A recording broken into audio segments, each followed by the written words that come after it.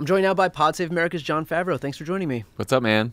So right now we're watching as Elon Musk has just taken kind of an axe to the entirety of the federal government. He's going from agency to agency. We're also seeing how all of these agencies that he's taking an axe to are agencies that were investigating him, agencies that were providing oversight against him, regulatory action against him. The inspector generals were looking into him.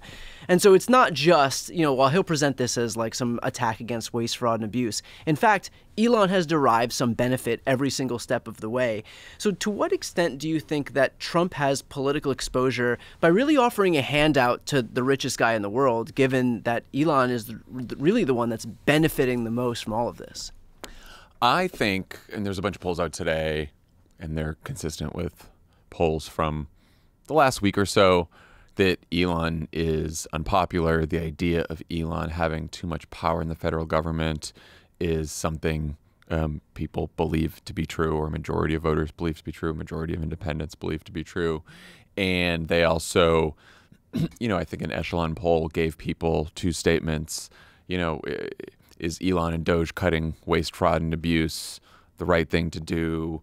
Or are you worried that they're going to cut programs that people really depend on? And more people said they're worried about them cutting programs that they depend on. So I think that the most exposure that Trump and Elon both have, and Republicans in general, because don't forget, not a single Republican in Congress has really spoken up in any real way against this, is... Well, how could they if nestled in the protective warmth of Trump's colon, Exactly.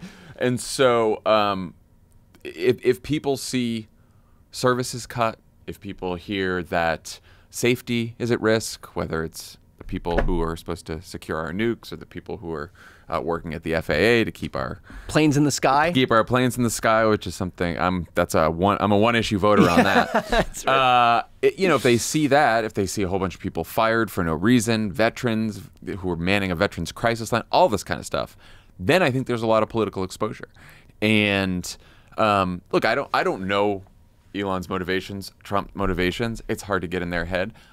But one thing that seems clear about the two of them, and I think why they're getting along and what's going on here, is they both have authoritarian personalities, right? They don't like to be told what to do. They don't like criticism. When they want something done, they want to get it done. And so I think, we saw them on Hannity's show together. Like, I really see Elon as like Trump's enforcer here. And Trump wants things done. And Elon's like, if I have to, break the law, then we'll let the court sort it out. If I have to fire the wrong people, whatever. If I have to, put some services at risk, benefits at risk, whatever. We'll figure it out later. It's like move fast, break things, but it's the government. And he also doesn't know a lot about the federal government, right? Like, I'm a smart guy, can build some rockets and cars, but when it comes to the federal government, he clearly hasn't taken the time to learn anything, nor has his team. So they keep screwing up. They are showing signs of incompetence already all over the place, firing the people who working on bird flu stuff, to hire them back. So it's not like any of this is some grand plan. And I think the more people see chaos, incompetence, and they see a risk to themselves, then there's going to be political exposure for the Republican Party. Well, obviously loss aversion is a big thing, and we're already seeing the effects of that. I mean, from Medicaid, people getting blocked out of these Medicaid portals. We're seeing planes crashing, colliding, falling out of the sky on a daily basis at the same time that we're seeing the FAA firing hundreds of employees. And of course, they're coming out and trying to do whatever damage control they can and saying that, these are non-essential personnel. But like, not great optics when planes can't stop crashing on a daily basis and you keep gutting the agency that's responsible for aviation security. And so I'm wondering whether you think that we are already at the point where we are seeing what would be enough to really be the logical conclusion of what they're trying to do. I mean, like, how much worse can you get than slashing Medicaid? How much worse can you get than cutting cancer research? How much worse can you get than cutting education funding? I mean, now you're getting into the stuff that is going to transcend just the regular red meat for the base, right? Like Yeah. now it's stuff that actually impacts people. Republicans have family members who deal with cancer. Republicans have family members who rely on education funding. Republicans have family members who need Medicaid. And so all of these issues are now going to touch the very people who they rely on, who compose their base. And so Well, I mean, and Republicans and the ones who are up for election again, Yeah. which is not Donald Trump, but all the Republicans in Congress, they're heading into this budget fight now with this backdrop of Doge incompetency, cuts, all the things you were just talking about affecting people. Now they're heading into this budget fight where their proposal is just a $4.5 trillion tax cut that mostly is going to benefit people like Elon and Trump. And they're going to try to find all these cuts where, you know, Trump says we're not going to touch Medicaid, Medicare, and Social Security. I don't know where else you're going to find Right. the money. Yeah. The Defense Department, but they said they also want to add funding to the Defense Department too. So like I don't know what they're planning on doing here. And if the only other option is to cut all other spending, which is like now we're talking food safety, transportation, all the things people count on. So I think that what Trump and Elon are doing, they're setting up the Republicans in Congress to be extremely unpopular because they're about to pass a bill that even if there was no Doge would probably be unpopular with people because it's a huge tax cut for the rich and cuts to healthcare and education that people count on. And so in an environment where Republicans enjoy the benefit of a huge megaphone, of unlimited money to really push any messages through, any campaign they want to put money behind, Elon himself can fund the whole thing just out of his own, you know, on the interest that he made on his investments that day. And so in an environment like this, where they are doing the most unpopular things, where they're passing a tax cut where the vast majority of the benefits are going to be conferred to millionaires and billionaires, where they're cutting education, cutting healthcare, cutting earned benefits, cutting Social Security, all so that they can fund basically a gift to Elon and his donors. How would you message that? I mean, your whole background is in speech writing, and so in an environment where we have the deck stacked against us, with the size and scope of the right-wing media machine, how do you get our message to break through? I think that we have so many stories right now of people who have been hurt, who've lost their jobs, who are scared, and I think we need to tell those stories, and I think we need to be fighting for those people and fighting for everyone. And I don't actually think it's. I know we have been dissecting messaging and strategizing over it for the last several years. This to me is just like, be a human. Yeah. Like you are, there's a veteran who served 20 years, 4 tours in Iraq and Afghanistan, disabled, works at the Bronx VA hospital, goes into his job and logs onto his computer and finds out he's fired. He's got 4 kids at home.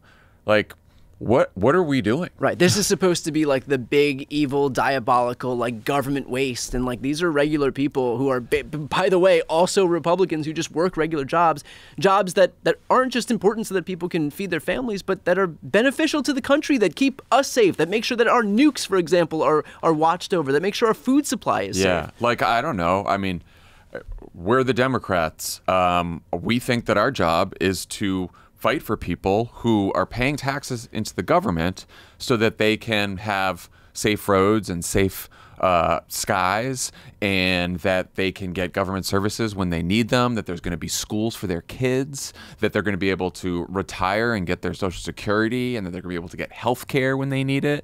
Just basic stuff. Yeah. That they're going to be able to, like, when they work really hard, that they're going to be able to, like, not live in poverty, put food on the table.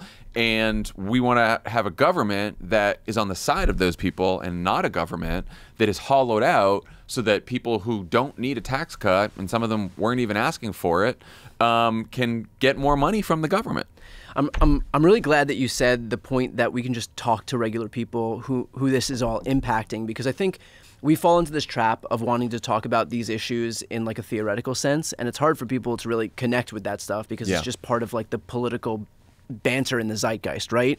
But to your exact point, and this is what was especially effective during the campaign, is like people don't have trust in politicians. They trust even the commentators who are on their side. They'll trust those people more than they would the politicians. But you're going to have partisan affiliations clouding how people perceive even the political commentators. But when you have regular people, and this is something that Sarah Longwell has talked about at Republican Voters Against Trump, those are the people who kind of garner the most trust among the vast majority of Americans, those people who aren't overtly political, who just have a story to share.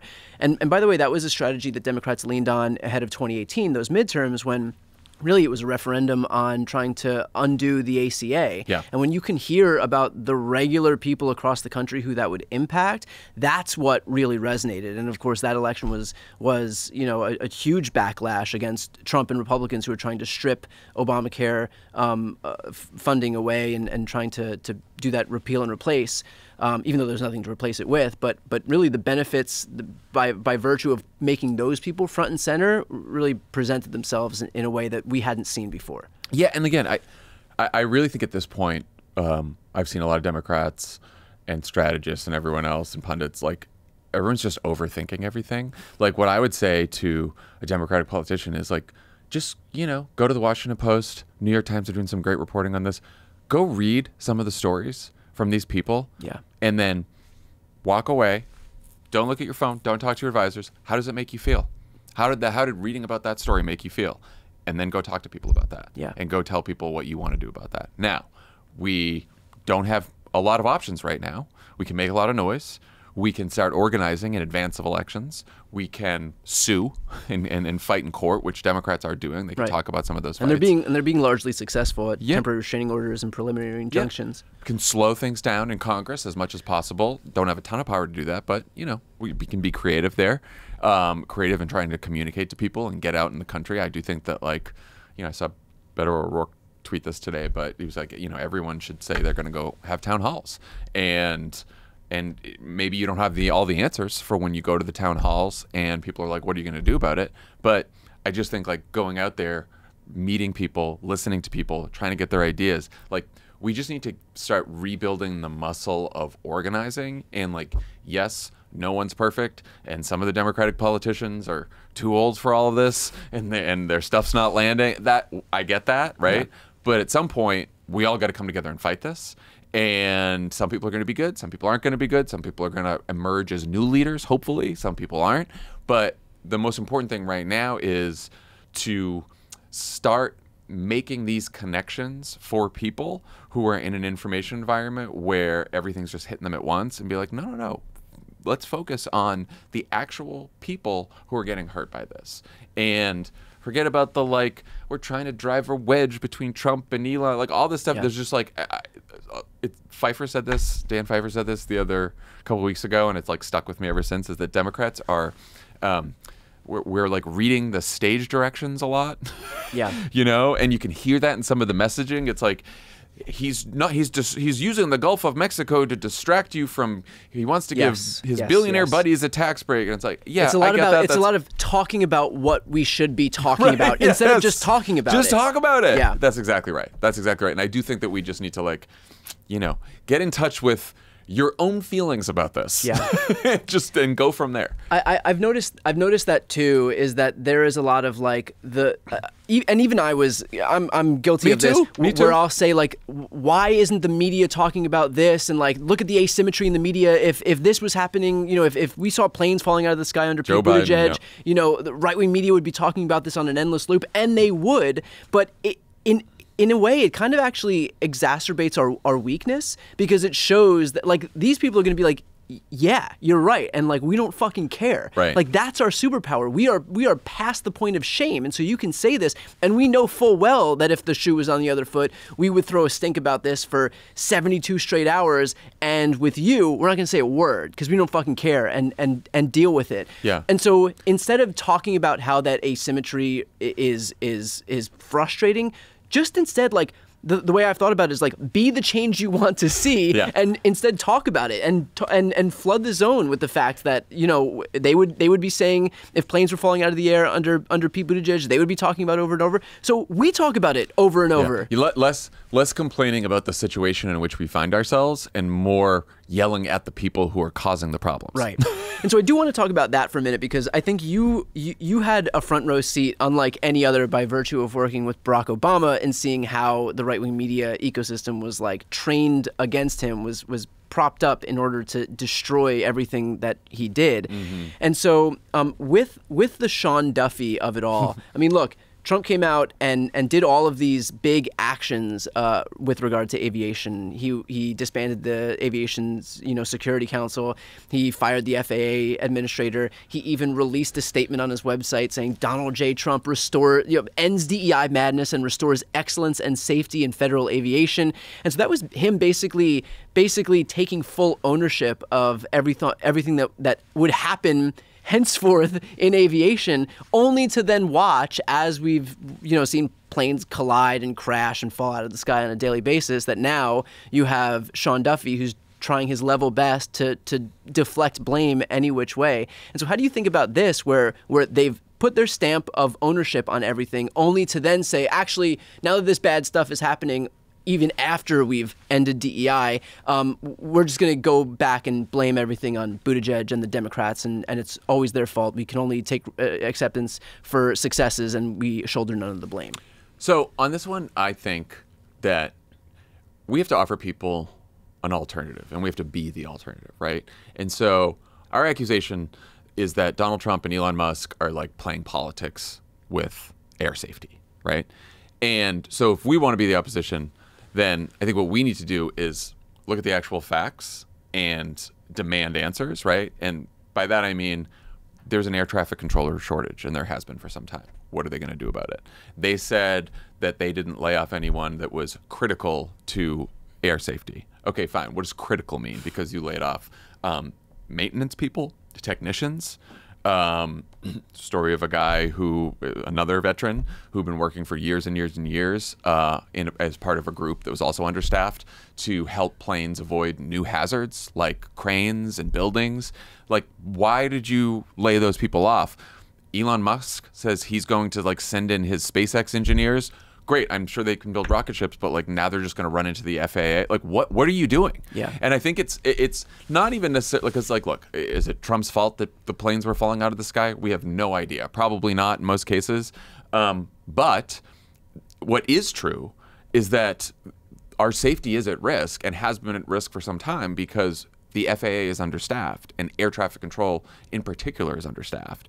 And now we have an administration who doesn't give a shit about government oversight or safety and wants everything to be, as efficient and businesslike as possible, where it's like, well, that's great if you're running a company where the goal is to make a bunch of profit, but we're not trying to make a bunch of profit and run the FAA as slim and efficient as possible. We want redundancy in the FAA. Fatten up the FAA. Because we want safety, right? Yeah. Which is why we want redundancy at the group that looks at our nukes, right? You want extra people there. You want extra people in food safety, right? There's some functions where, we do want a little bit bigger government because our safety is at risk, and the goal is not to just turn a profit. And I do think like making that argument, which is grounded in truth and facts, then tells people, okay, these fuckers are talking about DEI, and then this plane crash, and then they're cutting FAA. Like, what is going on? And I think we have to be like, no. There is a problem with aviation that Pete Buttigieg and Joe Biden identified that problem, working on it, and then these guys came in and they're just trying to break everything. Yeah. And that's going to put people at risk. It's going to put people at risk, How does it make you feel, given your your already strong disdain for flying, that this is the issue overtaking the country right now? I'm getting my Xanax filled up for next flight. When is the next travel? Honestly, I think I'm not flying until mid-March. Yeah. But yeah, I'm getting on that plane, and I'm going to have to be comatose. Yeah. Have you considered travel by boat? But, I was going to say, I'm going to get like a John Madden-style bus and it just should travel be cheap enough because now that we own the Panama Canal, I don't think there's any fees to go through. That's what so, well, thank you for joining. For everybody watching right now, please go ahead and subscribe to Pod Save America's YouTube channel. I'll put the link right here on the screen and also in the post description of this video. Favs, thanks so much for joining. Thanks for having me.